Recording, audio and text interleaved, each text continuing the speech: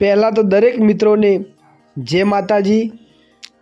મિત્રો, કુળની દેવી, કુળદેવી એટલે કે કુળને વધારે, કુળની રક્ષા કરે, કુળની પ્રગતિ કરાવે।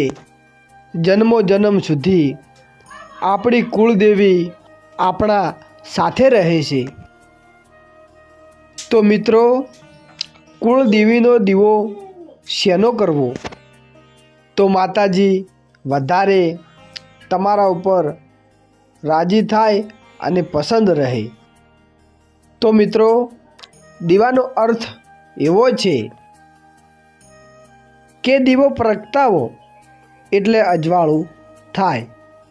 એવી જ રીતે મિત્રો, આપણે આપણા ઘરમાં સકારાત્મક ઉર્જા આવે અને નકારાત્મક શક્તિ દૂર થાય, અજવાળું થાય અને અંધારું જાય, આ સીધો અર્થ। એટલે આપણી જે કુળદેવી હોય, તમારા જે કુળદેવી, કુળદેવતા, ઈષ્ટદેવ તમે માનતા હોય એ, તમારા દેવી દેવતા જે પણ હોય, મિત્રો દીવો કરવો પણ શેનો કરવો અને કયા પાત્રમાં કરવો? દીવો મિત્રો હંમેશા જુઓ, માટીનું કોડાયું હોય તો અતિ ઉત્તમ ગણાય। એના પછી તાંબાનું કોડાયું હોય, જે પાત્ર હોય એમાં પણ તમે દીવો કરો છો તો એ પણ ઉત્તમ ગણાય। ઘી ગાયનું હોય તો પણ ઉત્તમ ગણાય। અને ઘી જો ના મળે તો સરસોનું તેલ કુળદેવીને દીવો પ્રગટાવવો જોઈએ।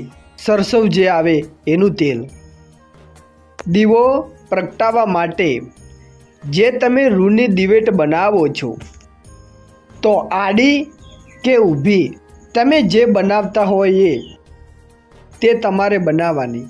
અને માટીનું કોડાયું હોય કે પછી તાંબાનું કોડાયું હોય, ઘી હોય ગાયનું કે ભલે સરસીઓનું તેલ હોય, પણ જ્યારે તમે તમારી કુળદેવીનો દીવો પ્રગટાવો છો ત્યારે તમારા આત્માનો જે ભાવ શુદ્ધ હોવો જોઈએ, ના કોઈ લાલચ હોવી જોઈએ। માતાજી પ્રત્યે, કુળદેવી પ્રત્યે તમારી ખૂબ લાગણી, અતૂટ શ્રદ્ધા હોવી જોઈએ, એક અડગ વિશ્વાસ હોવો જોઈએ। ત્યારે જેમ તમે દીવાનું અજવત થાય છે તેમ તમારા કુળદેવી તમારા ઉપર ધીમે ધીમે પ્રસન્ન થાય છે। જેવો ભાવ, જેવી લાગણી, એવો પ્રેમ, એવી રીતે માતાજી તમારા ઉપર પ્રસન્ન થાય છે। મિત્રો, જ્યારે માતાજીની કૃપા આપણી ઉપર થાય ત્યારે દુઃખ, દરિદ્ર બધા ટળી જાય છે અને ધીરે ધીરે તમે સુખના માર્ગે જાઓ છો। માતાજી કુળદેવીની કૃપા જ્યારે થાય ત્યારે દુઃખના દરવાજા બંધ થઈ જાય અને સુખના દરવાજા ખુલી જાય જ્યારે તમે સારા કાર્ય કરવા લાગો। કારણ કે અજવાળું થયું, માતાજીના દીવાથી અજવાળું થયું એટલે ઘરમાં સારા સારા વિચારો આવ્યા, શુદ્ધ વાણી બોલાવા લાગી, ઘરમાંથી કંકાસ ગયો, એકબીજાના સ્વભાવમાં બદલાવ આવ્યો, ઘરનું વાતાવરણ શુદ્ધ થયું એટલે તમે તમારા જીવનમાં સફળતા તરફ તમે જવા માંડ્યા। મિત્રો, આવી રીતના તમારા કુળદેવીની અસર ધીરે ધીરે તમારા જીવનમાં થાય છે અને દીવો માતાજીનો જે ભાવથી કરો છો એ ભાવથી કરવો જોઈએ અને સર્વ જગત કલ્યાણ હેતુ માટે પ્રાર્થના કરવી જોઈએ।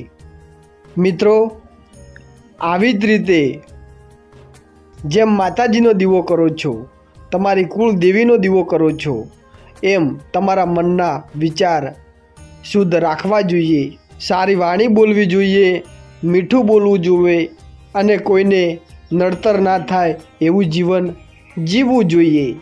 બની શકે તો ધર્મનું કાર્ય કરવું, દાન કરવું, પુણ્ય કરવું, બની શકે તો કરવું। તો મિત્રો, કર્મ જ એક એવું ફળ આપે કે તમારું જીવન બદલાઈ જાય। કર્મ સિવાય ઉદ્ધાર નથી। મિત્રો, તમને અમારો આ વિડીયો ગમ્યો હોય તો લાઈક કરી, ચેનલ પર નવા હોય ચેનલને સબસ્ક્રાઈબર કરી તમારા દોસ્તોને વિડીયો શેર પણ કરી શકો છો. તો બધાને જય માતાજી, જય ગુરુદેવ.